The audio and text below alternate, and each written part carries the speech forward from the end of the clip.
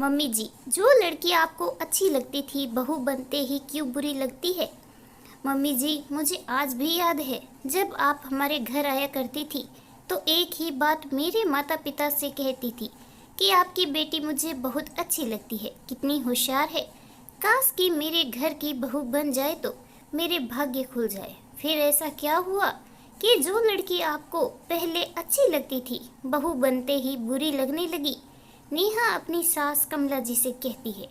कमला जी बोली, बहू, मुझे तुम्हारे लक्षण पता नहीं कहाँ थे। मैं तो सोचती थी जो मीठा बोलती है, सबकी सेवा करती है, वो हमारे घर परिवार के लिए अच्छी होगी।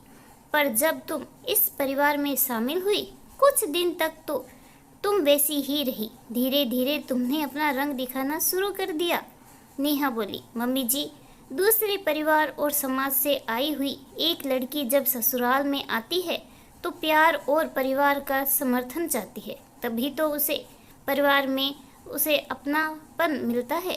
सच कहा, अपने शुरू शुरू में मुझे अपनी माँ की याद तक नहीं आने दी थी, क्योंकि आपसे भरपूर प्यार मिलता था।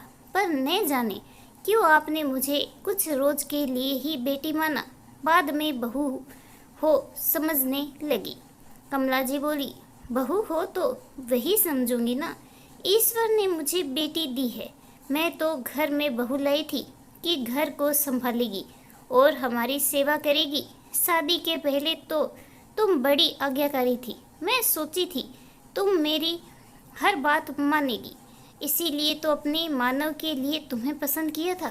पर यहाँ तो सब उल्टा हो गया। नेहा बोली, अच्छा, तो आपको बहू नहीं मशीन रूपी काम वाली चाहिए थी, जो आप कहती मैं हाँ में हाँ मिलाती तो मैं बहुत अच्छी। पर माफ़ कीजिएगा मम्मी जी, मैं इंसान हूँ, मेरे अंदर भी एहसास है। जब आप मुझे प्यार, माँ का प्यार नहीं दे पाएंगी तो मैं कितनी भी कोशिश क्यों ना करूँ, मैं बहू से बेटी नहीं बन पाऊंगी। इतना कहकर नेहा वहाँ से चली गई। अगले दिन रविवार था, सब घर में थे। नेहा सुबह जगकर सबके लिए उपमा बना रही थी। नेहा के ससुर कैलाश बाबू बोले, बहू, एक प्याली और चाय पिला दो। नेहा बोली, पापा जी, सुबह से आप 2 कप चाय पी चुके हैं। ऐसा करती हूँ, आपकी नींबू वाली चाय देती हूँ, वो खराबी नहीं करेगी। उनकी बातें सुनकर कमला जी बोली, दूध और चाय पत्ती क्या तुम्हारे मायके से आती है जो इतनी कंजूसी कर रही हो? नेहा बोली, मम्मी जी, दूध और चाय पत्ती तो बाजार से ही आता है, पर इतने अच्छे ससुर जी कहाँ मिलेंगे? इनका ध्यान रखना तो मेरा फर्ज है। और वो अपना काम करने लगी। कैलाश बाबू बोले, देखो बहू मेरी बेटी बनकर मेरा ध्यान रखती है, तुम मेरी चिंता छोड़ ही दो और ये कटु वचन की जगह सुबह सुबह मीठे वचन बोलो, तभी घर में शांति बनी रहेगी। जब सब नाश्ता कर रहे थे तो कमला जी बोली, मैं सोच रही हूँ कुसुम को कुछ रोज यहाँ बुला लेती हूँ। वहीं नेहा के पति मानव बैठे थे। वो बोले, माँ, आप कुसुम को उसके ससुराल में बसने देंगी कि नहीं? हर 2 महीने में उसे बुला लेती है, अभी तो पिछले महीने वो गई है। कमला जी बोली, तुम तो ऐसे बोल रहे हो जैसे मेरी बेटी के आने पर तुम्हारा खर्चा बढ़ जाता है। मेरी भी इच्छा होती है अपनी बेटी के साथ रहने की। तभी कैलाश बाबू बोले, ठीक है, इसका एक उपाय निकालते हैं। बहू, तुम भी तो कब से अपने मायके जाना चाहती थी।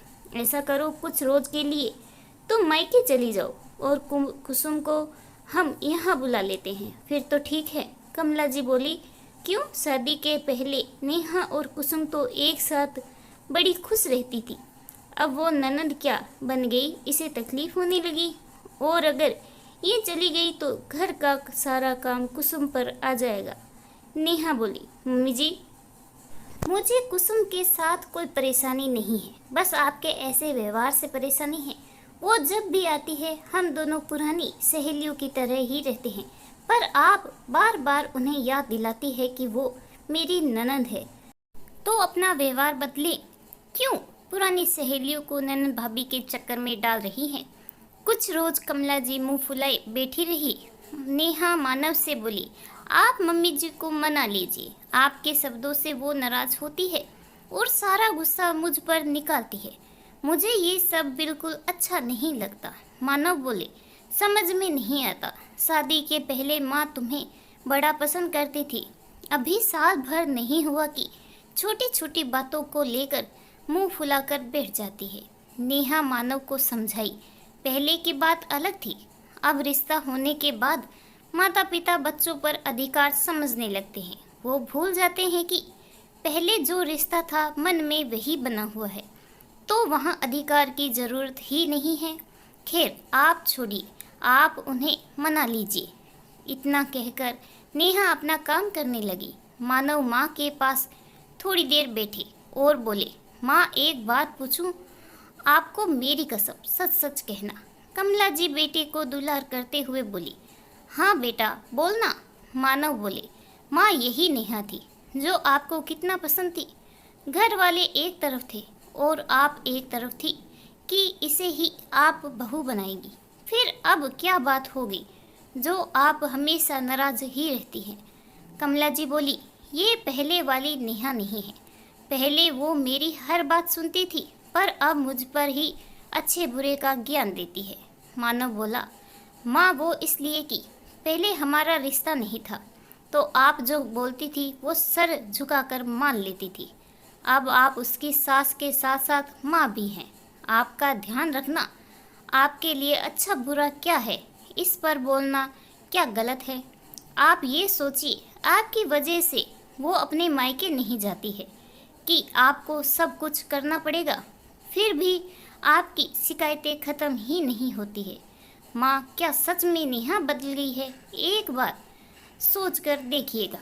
रात में जब कमला जी अपने सर पर हाथ रखकर लेटी हुई थी तो कैलाश बाबू कमरे में आए और बोले, क्या बात है कमला, किस सोच में डूबी हो?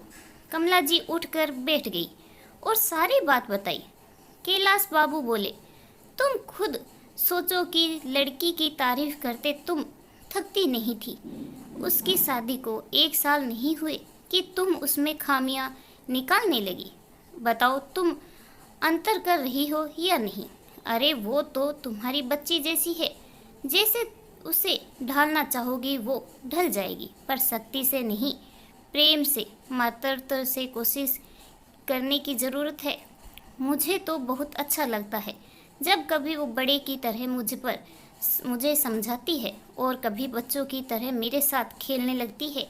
कैलाश बाबू की बातें सुनकर कमला जी को एहसास हुआ कि कहीं ना कहीं उनका ही मन बदल गया था, क्योंकि जो लड़की शादी के पहले उन्हें इतनी पसंद थी और विवाह के बाद क्यों बुरी लगने लगी।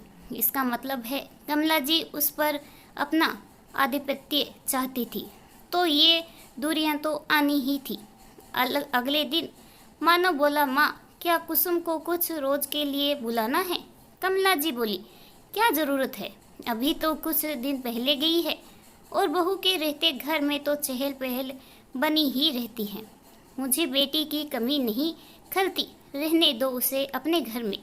मेरे घर में जो लक्ष्मी है मेरे लिए बहुत है। कमला जी की बातें सुनकर नेहा हैरान होगी, आखिर ये बदलाव कैसे आया? उसके इतना कहते ही नेहा पहले की तरह भागकर उनके गले लग गई और उन्हें प्यार करने लगी और बोली, मेरी अच्छी मम्मी जी, आज मैं आपके लिए वही कड़क वाली चाय बनाऊंगी। नेहा की चुलबुली बातें सुनकर कमला जी के चेहरे पर हंसी आ गई और फिर से घर में वही रौनक छा गई। दोस्तों, ये सच है कि जब लड़की ससुराल जाती है तो सास ससुर उस पर अपना अधिकार क्यों समझते हैं, जिसे तरह वो अपनी बेटी के साथ व्यवहार करते हैं। अगर बहू के साथ भी वैसा ही व्यवहार करे तो किसी भी लड़की का व्यवहार ना बदले और उसे मायके की याद ना आए। इस कहानी के बारे में आपके क्या राय है कमेंट करके ज़रूर बताइएगा। कहानी अच्छी लगी हो तो प्लीज़ लाइक करें, चैनल पे नए हो तो सब्सक्राइब करना बिल्कुल ना भूलें। कहानी सुनने के लिए आपका बहुत बहुत धन्यवाद।